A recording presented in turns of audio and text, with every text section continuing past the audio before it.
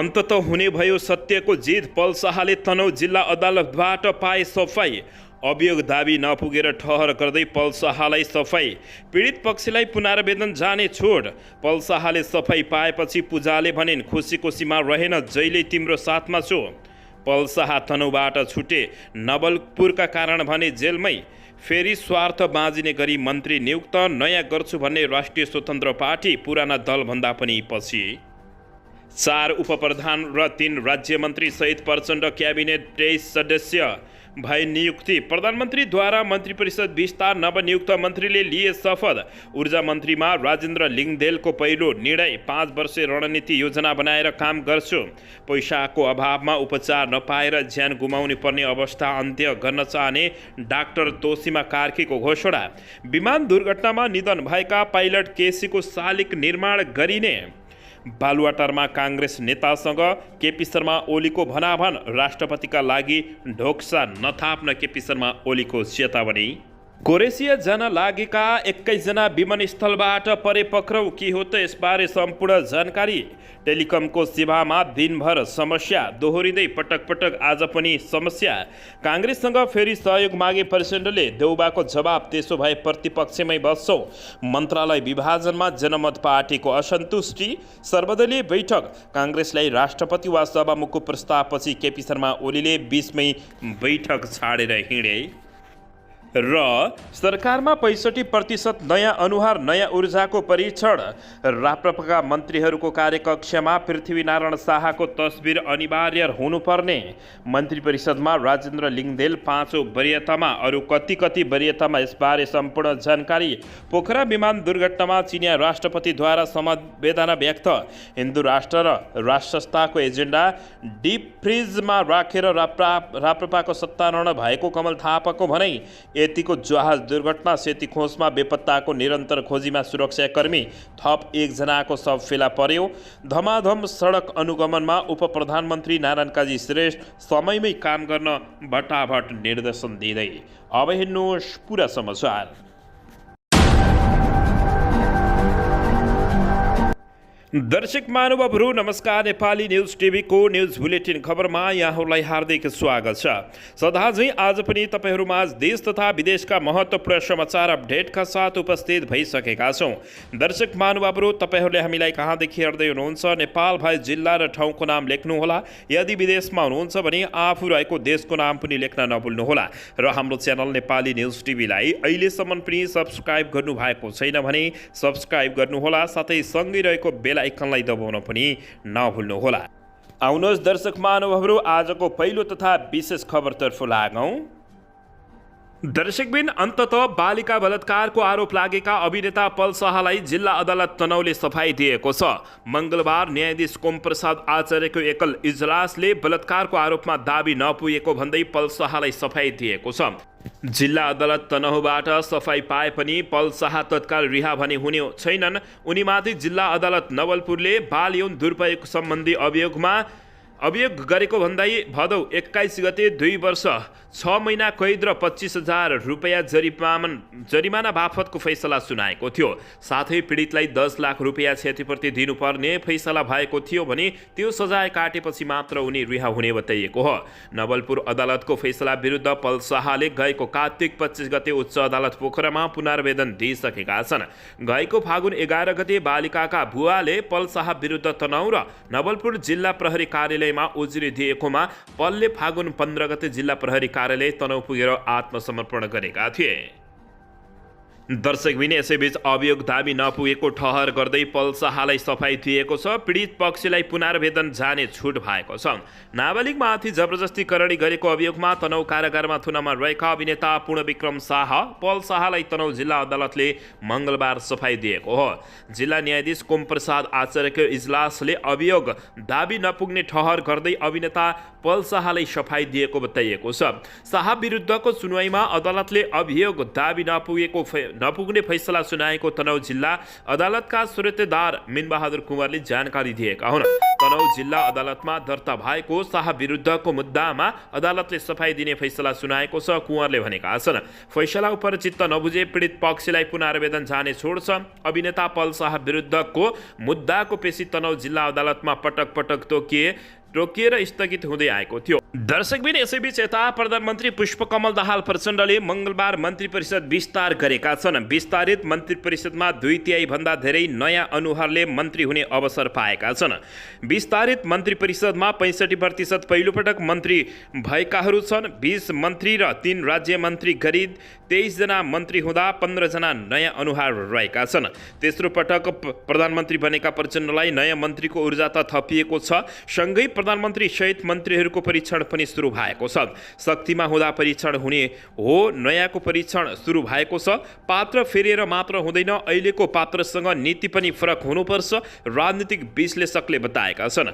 त्यसो त नेकपा एमाले माओवादी राप्रपा बाहेक भर्खरै उदाएको राष्ट्रिय स्वतन्त्र पार्टी र जनमत पार्टी पनि सरकारमा सहभागी भएका छन्। उनीहरूलाई धेरै आशाका साथ हेरिएको छ। तर विश्लेषकका अनुसार नयाँ र पुराना भन्दा पनि एजेन्डा नयाँ हुनुपर्ने तर्क गरेका छन्। मन्त्री नयाँ भन्नु ठुलो कुरा होइन, नयाँ एजेन्डा के छ त्यो महत्त्वपूर्ण हो। सरकारमा गएर के कुरा लागू गर्ने हो भन्ने, संविधान कार्यान्वयन गर्ने सोचेका छन् कि छैनन् भन्ने त्यो हुनुपर्छ भनेर दर्शक महानुभावहरू बताइएको छ। सरकारमा 65% भन्दा नयाँ अनुहार थपिएपछि यति बेला नेपालमा अब केही हुन्छ कि भनेर जनताहरूले समेत आश गरेको बताइएको छ। दर्शकबिन यसैबीच यता पैसाको अभावमा उपचार नपाएर ज्यान गुमाउनु पर्ने अवस्थाको अन्त्य गर्न चाहने डाक्टर तोसीमा कार्कीले अभिव्यक्ति दिएकी छिन्। नवनियुक्त स्वास्थ्य राज्य मन्त्री डाक्टर तोसीमा कार्कीले पैसाको अभावमा उपचार नपाएर कसैले ज्यान गुमाउनु पर्ने अवस्था आउन नदिने बताएकी छिन्। संविधानले परिकल्पना गरेको मौलिक हकलाई वास्तविक रूपमा कार्यान्वयनमा ल्याउने प्रतिबद्धता उनले जनाएकी छिन्। रामसाय पथ स्थित मन्त्रालयमा मङ्गलबार कार्यभार सम्हाल्दै राज्यमन्त्री कार्कीले सरकारी अस्पतालको न्यूनतम सेवा मापदण्ड बनाएर कार्यान्वयनमा ल्याउने बताएकी छिन्। हामीले भर्खरै देश, जनता र ईश्वरको नाममा शपथ खाएका छौँ उनले भनिन्। पैसाको अभावले उपचार नपाएर ज्यान गुमाउनु पर्ने अवस्थालाई निवारण गर्न चाहने स्वास्थ्य मन्त्रीले बताएकी हुन्। मन्त्री कार्कीले हिजो 2वटा निर्णयमा हस्ताक्षर गरेको बताइएको छ। आँखा उपचार सेवालाई विकेन्द्रीकरण गर्ने पहिलो निर्णय गरेका छौँ कार्कीले भनिन्। दोस्रोमा न्यूनतम सेवा मापदण्ड, आधारभूत स्वास्थ्य चौकी, जिल्ला र क्षेत्रीय अस्पतालमा हुनुपर्ने मापदण्ड के हुन् त्यो सेट गरेर कार्यान्वयन गर्ने भन्ने भएको उनले बताएका छन्। नेकपा एमालेका पदम गिरीले सम्हालेको स्वास्थ्य राज्य मन्त्रालयमा पेसाले चिकित्सक रहेकी कार्की राज्य मन्त्री बनेकी हुन्। दर्शकबिन यसैबीच यता नवनियुक्त उपप्रधान एवं ऊर्जा जलस्रोत तथा सिँचाइ मन्त्री राजेन्द्र लिङदेनले 5 वर्षे रणनीतिक योजना बनाएर काम गर्ने बताएका छन्। मङ्गलबार पदभार गर्दै राजेन्द्र लिङदेनले मुलुकको आवश्यकता र प्राथमिकताको आधारमा मन्त्रालयको कार्य सम्पादन गर्ने 5 वर्षे रणनीति योजना बनाएर काम गर्ने पहिलो निर्णय भएको बताएका छन्। जसका लागि 3 सदस्यीय कार्यदल बनाउने उनले बताएका छन्। मन्त्रालयकै सहसचिवको नेतृत्वमा गठन हुने कार्यदलले मन्त्रालयको आवश्यकता र प्राथमिकताहरू निर्धारण गर्न र 5 वर्षे एउटा रणनीतिक योजना बनाउने उनले बताएका छन्। आफूले जिम्मेवारी लिएको मन्त्रालयको काम चुनौतीपूर्ण रहे पनि त्यसलाई अवसरमा बदल्ने राजेन्द्र लिङदेनले बताएका हुन्। यसैबीच उनले भने सबै मन्त्रालयहरूको आफ्नो ठाउँमा महत्त्व हुने भन्दै उनले नेपाल जस्तो देशको लागि ऊर्जा मन्त्रालयको जिम्मेवारी पाउनु आफ्नो लागि एउटा महत्त्वपूर्ण अवसर भएको राजेन्द्र लिङदेनले बताएका छन्। भन्नेहरूले सरकारमा गयो कि बिग्रिहाल्छ, जानै हुँदैन है। राजेन्द्र लिङदेन जस्ता मानिसहरू भन्थे नेपालको सन्दर्भमा सरकारमा जानु, मन्त्री हुनु भनेको नै चुनौतीपूर्ण जस्तो ठानिन्छ, किनकि त्यहाँ गएपछि मान्छे बिग्रिन्छ नै भनेर नबिग्रिने मानिसहरू पनि त्यहाँ जानुहुन्न भन्ने मेरो शुभेच्छकहरूले बिहानसम्म पनि सुझाव दिइरहनु भएको थियो राजेन्द्र लिङदेनले बताएका छन्। यो चुनौती छ तर म यसलाई अवसरमा परिणत गर्न चाहन्छु। मलाई विश्वास छ राजेन्द्र लिङदेनले जित आफ्नै हुने पक्का गरेका छन्। दर्शकबिन यसैबीच यता फेरि स्वार्थ बाँझिने गरी मन्त्रीहरू नियुक्त भएको भन्दै नेपाली जनताहरू रष्ट भएको बताइएको छ। नयाँ गर्छु भन्ने राष्ट्रिय स्वतन्त्र पार्टीले पुराना दलभन्दा पनि पछि भएको बताइएको हो। नागरिकता र पासपोर्टसँग जोडिएको कसुर गरेको आरोप लागेका रवि लामिछानेलाई गृहसहित उपप्रधानमन्त्री बनाएको विषय सेलाउन नपाउँदै मङ्गलबारको मन्त्रीपरिषद विस्तार थप भद्रगोल बन्न पुगेको छ। प्रत्यक्ष वा अप्रत्यक्ष रूपमा स्वार्थ जोडिने विषयसँग सम्बन्धित जिम्मेवारी लिन नहुने मान्यता विपरीत मङ्गलबार स्वार्थ बाँझिने मन्त्रालयकै जिम्मेवारी पाउने गरी मन्त्रीपरिषद विस्तारित गरिएको हो। यसअघि पुस 11 गते दोहोरो पासपोर्ट र नागरिकता लिएको आरोपमा छानबिन गरिरहेको गृह मन्त्रालयको नेतृत्व गर्ने गरी राष्ट्रिय स्वतन्त्र पार्टी रवि लामिछानेलाई जिम्मेवारी दिएको थियो। रवि लामिछानेले आफूमाथि भइरहेको अनुसन्धानलाई प्रभावित पार्ने आशंका गरिएकै बेला त्यस्तै स्वार्थ जोडिने गरी थप मन्त्रीहरू नियुक्त भएका छन्। पुराना दलले राजनीतिमा विकृति ल्याएको दाबी गर्ने राष्ट्रिय स्वतन्त्र पार्टीले नै यो मामिलामा सबैभन्दा विकृति भएको बताइएको छ।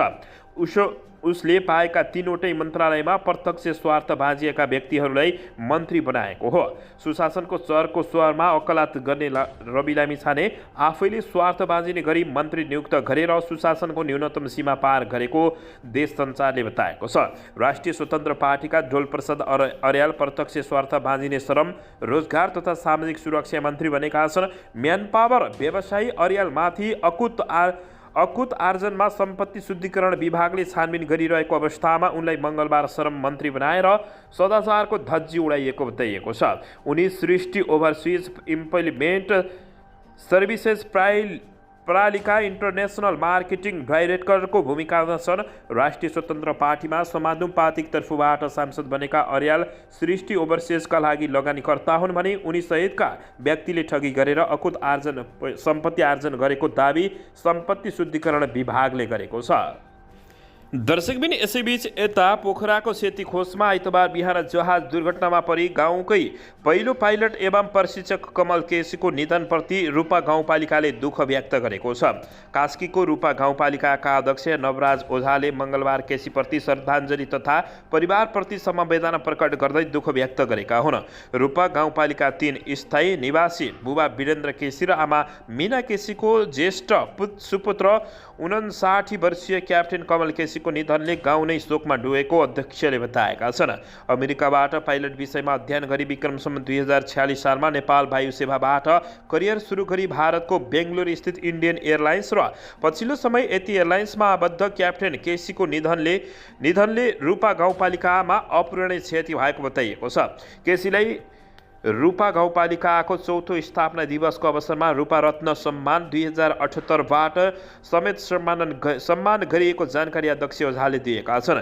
हिज गाउँपालिकाको बैठकले आज साँझ रूपा गाउँपालिकाका सबै वडा कार्यालयमा 72वटा दीप प्रज्वलन गरी राष्ट्रिय झण्डा 3 दिनसम्म झुकाउने निर्णय गरेको छ। साथै बैठकले केसीको नाममा अर्धगतको शालिक सहितको पार्क निर्माण गरी सालेखमा जहाजमा दुर्घटना भएका 72 जनाको नाम लेखिने निर्णय गरेको जानकारी प्राप्त भएको छ। दर्शकबिन साथै बैठकले पाइलट केसीका बारेमा स्थानीय पाठ्य पुस्तकमा समावेश गराउने निर्णय समेत गरेको बताइएको हो। दर्शकबिन यसैबीच यता प्रधानमन्त्री पुष्पकमल दाहाल प्रचण्डले आफूलाई विश्वासको मत दिन बालुवाटारमा बोलाएको सर्वदलीय बैठकमा नेपाली काङ्ग्रेस र नेकपा एमालेका नेताहरूबीच भनाभन भएको छ। प्रधानमन्त्रीले राष्ट्रपति, उपराष्ट्रपति र सभामुख उपसभामुख पदको चयन दलहरूबीच सहमतिमा गर्नुपर्ने प्रस्ताव अगाडि सारेको बैठकमा नेकपा एमाले अध्यक्ष केपी शर्मा ओली र काङ्ग्रेसका प्रमुख सचेतक रमेश लेखक बीच चर्काचर्की परेको छ। मङ्गलबार अपराह्न सरकारी निवास बालुवाटारमा बोलाइएको सर्वदलीय बैठकमा प्रधानमन्त्री दाहालले सहमतिको बाटोमा जान खोज्दा केपी शर्मा ओली काङ्ग्रेस नेताहरूसँग रुष्ट बनेका छन्। तर उक्त बैठकमा केपी शर्मा ओलीले 7 दलीय सत्तारूढ दल गठबन्धन बीच राष्ट्रपतिदेखि उपसभामुख सम्म कसले लिने भन्ने सहमति बनिसकेको अवस्थामा काङ्ग्रेसले लोभ गरेको टिप्पणी समेत गरेका हुन्। उनले बैठकका क्रममा 7 दलको सहमतिमा काङ्ग्रेसले खेलेर पद लिन खोजेको बताएका थिए। त्यसक्रममा केपी शर्मा ओलीले काङ्ग्रेसलाई प्रतिपक्षी दलका रूपमा उभिन नसकेको भन्दै कटाक्ष समेत गरेका हुन्। उनले प्रदेशदेखि सहमत भइसकेको अवस्थामा अब काङ्ग्रेसले कुनै आशा गर्नुको अर्थ नहुने केपी शर्मा ओलीले बताएका थिए। हामीले गठबन्धनमा प्रदेशदेखि सङ्घका सबै कुरामा सहमति गरिसकेका छौँ। ओलीको भनाइ उद्धृत गर्दै एक नेताले भने, अबको बाटोका लागि हामी बीच सहमति बनिसकेको छ। प्रदेशदेखि सङ्घसम्म गठबन्धनले विश्वासको मत लिइसकेको छ। अब तपाईँहरू सत्ता र पदका लागि नखेल्नु, कुनै पदका लागि तपाईँहरूले ढोक्स नथाप्नु। तपाईँहरू अहिले प्रतिपक्षीय भएर पनि बस्न नसकेको केपी शर्मा ओलीले बताएका थिए। प्रचण्डले सहमति खोजिरहँदा केपी शर्मा ओलीले काङ्ग्रेसलाई राष्ट्रपति पद दिन नसकिने अडान लिएका हुन्। उनले गत पुस 10 गते नै सबै कुरा सहमति गरिएको अवस्थामा काङ्ग्रेसको दाउ अर्थ नहुने बताइसकेका छन्।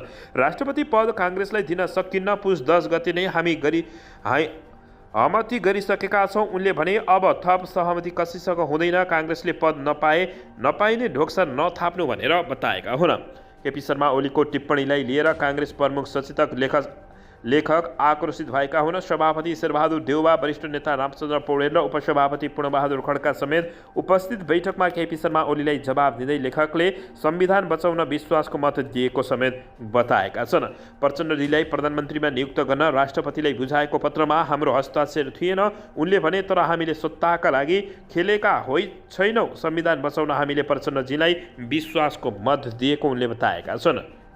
यसैबीच दर्शकबिन, तर लेखकले सभामुखको निर्वाचन हुनै लाग्दा आफूहरू राष्ट्रिय सहमतिको पक्षमा रहेको व्याख्या गर्दै संविधान बचाउन र मुलुकको आवश्यकता अनुसार विश्वासको मत दिएको उनले भनेका छन्। यो हाम्रो कदम संविधान बचाउन हो, कुनै पद र सत्ताको लागि, खेलको लागि होइन।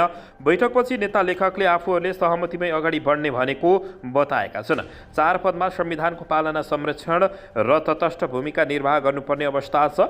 सबैको साझा बस्नुपर्ने भएकाले प्रमुख प्रतिपक्षी भएकाले पनि यसमा छलफल गर्न तयार छौँ भनेका छौँ। उनले भने, प्रधानमन्त्रीले पनि यी पदहरूमा छलफल गरेर सहमतिमा जान सकिन्छ कि भन्नुभएको बताएका छन्। उनले अबको बाटोका लागि आन्तरिक छलफलबाट निर्णय लिने बताएका छन्। हामी छलफल गर्छौँ, छलफल गरेर धारणा बनाउँछौँ। कुनै विषयमा सहमति भएको छैन, विषय प्रवेश भएको छ। उनले भने, 4 पदमा सहमति गरेर जान सकिन्छ कि भन्ने भएको छ। तर उनले केपी शर्मा ओलीसँगको चर्काचर्कीबारे केही खुलाएका थिएनन्। नेकपा एमालेको धारणाबारे उहाँहरूलाई नै सोध्नुहोस्, उनले भनेका थिए। हामीले सहमतिबाटै अगाडि बढ्ने कुरा राखेको उनले बताएका छन्। दर्शकबिन, यसैबीच यता प्रधानमन्त्री पुष्पकमल दाहाल प्रचण्डले राष्ट्रपति, सभामुख लगायतका महत्त्वपूर्ण पदमा सहमति गरेर अगाडि बढ्नुपर्ने प्रस्ताव अगाडि सारेका हुन्। प्रधानमन्त्री निवास बालुवाटारमा बसेको सर्वदलीय बैठकमा दाहालले नेपाली काङ्ग्रेसलाई पनि सहमतिमा आउन भनेका छन्। महत्त्वपूर्ण पदमा सहमतिमा गरौँ सबै दल भनेर प्रधानमन्त्रीले भन्नुभयो। प्रचण्डको सचिवालयका एक सदस्यले बताएका छन्। आफूहरूलाई विश्वासको मत दिएकोमा धन्यवाद दिन आयोजना गरिएको बैठकमा पुष्पकमल दाहाल प्रचण्डले भने, फेरि आफूहरूलाई काङ्ग्रेसले सहयोग गर्नुपर्ने बताएका थिए। काङ्ग्रेसले भने, बैठकमा संवैधानिक पद बाँडफाँडमा सहमति गरेर अगाडि बढ्न सकिने धारणा बैठकमा राखेको थियो।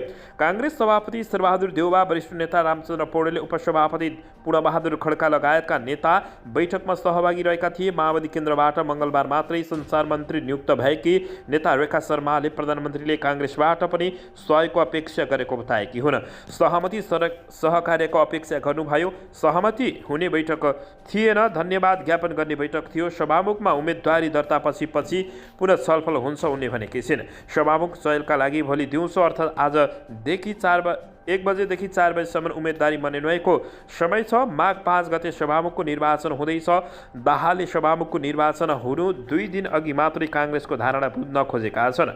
यसैबीच राष्ट्रपति र सभामुखमा काङ्ग्रेसले पनि दाबी पेश गरेपछि सत्ता साझेदार दलमा नेकपा एमाले सशाङ्कित भएको अवस्था रहेको छ। काङ्ग्रेससँग फेरि पुष्पकमल दाहाल प्रचण्डले सहयोग माग्दै देउवाले जवाब दिँदै त्यसो भए प्रतिपक्षमै बस्ने घोषणा गरेका छन्। दर्शकबिन, यसैबीच यता यति एयरलाइन दुर्घटनामा बेपत्ताको खोजी कार्य मङ्गलबार पनि जारी रहेको छ। यसैबीच सुरक्षाकर्मीको टोलीले मङ्गलबार थप 1 शव फेला पारेको छ। आइतबार सेती खोजमा विमान दुर्घटना भएको थियो। मङ्गलबार दुर्घटना हुनुभन्दा 500 मिटर तल शव फेला परेको हो। बेपत्ता 1 को खोजी बुधबार पनि जारी रहने बताइएको छ। आइतबार यतिको जहाज दुर्घटना भएको थियो। चालक दलका सदस्यसहित 72 जना विमानमा सवार रहेका थिए। दर्शक महानुभावहरू, खबरो निकै डरलाग्दो र दुःखद घटना घटेको थियो। दर्शकबिन यति एयरलाइन्स दुर्घटनामा बेपत्ताको खोजी कार्य आज पनि जारी रहेको छ। थप एकजनाको शव अझै पनि फेला नपरेको अवस्थामा नेपालीहरू निकै दुखित बनेका छन्। दर्शकबिन यसैबीच यता चिनिया राष्ट्रपति सी जिनपिङले सोमबार राष्ट्रपति विद्यादेवी भण्डारीलाई नेपालमा भएको विमान दुर्घटनाप्रति समवेदना सन्देश पठाएका छन्। आफ्नो सन्देशमा राष्ट्रपति सीले माघ 1 गते पोखरामा भएको विमान दुर्घटनामा ज्यान गुमाउनेहरूप्रति श्रद्धाञ्जली व्यक्त गरेका छन्। दुर्घटनामा आफन्त गुमाउने शोक सन्तप्त परिवारप्रति उनले चिनिया सरकार र जनताको तर्फबाट गहिरो समवेदना समेत व्यक्त गरेका छन्। पोखरामा 5 जना भारतीय सहित 72 जना यात्रु बोकेको यति एयरलाइन्सको विमान यात्रुवाहक विमान खोलामा खस्दा 70 जना मृत अवस्थाको फेला परिसकेका छन् भने 2 जनाको खोजी कार्य जारी रहेको छ। दर्शकबिन दुर्घटनाग्रस्त विमानको फ्लाइट डेटा रेकर्डर र ब्ल्याक बक्स नेपाली सेनाले नागरिक उड्डयन प्राधिकरणका अधिकारीलाई हस्तान्तरण गरिसकेको छ भने 2 इन्जिनियर भएको एटिआर 72 विमान हालै सञ्चालनमा आएको पोखरा अन्तर्राष्ट्रिय विमानस्थलमा अवतरण हुन केही मिनट गर्नु अघि दुर्घटनामा परेको थियो। यसैबीच पोखरा विमान दुर्घटनामा चिनिया राष्ट्रपति सी जिनपिङले नेपालीहरूप्रति समवेदना प्रकट गरेका छन्। दर्शकबिन यसको बारेमा तपाईहरूले के भन्न चाहनुहुन्छ अवश्य पनि मनमा लागेको प्रतिक्रिया दिन नभुल्नुहोला। यता धमाधम सडक अनुगमनमा उपप्रधानमन्त्री नारायण काजी श्रेष्ठ निस्किएका छन् भने समयमै काम गर्न निर्देशन समेत उनले ठेकेदारहरूलाई दिएका छन्। दर्शकबिन यसैबीच यता हिन्दू राष्ट्र र राजसंस्थाको एजेन्डा डिफ्रिजमा राखेर राप्रपाको सत्तारूढ भएको कमल थापाले अभिव्यक्ति दिएका छन्। यसको बारेमा तपाईहरूले प्रतिक्रिया दिन नभुल्नुहोला। मन्त्री परिषदमा राजेन्द्र लिङ्गदेल 5औं वरियतामा रहेका छन्। राप्रपाका मन्त्रीहरूको कार्यकक्षमा पृथ्वीनारायण शाहको तस्बिर अनिवार्य हुनुपर्ने राजेन्द्र लिङ्गदेलले घोषणा गरेका छन्। दर्शकबिन मन्त्रालय विभाजनमा जनमत पार्टीले असन्तुष्टि जनाएको छ। यसबारे तपाईहरूले प्रतिक्रिया दिन नभुल्नुहोला।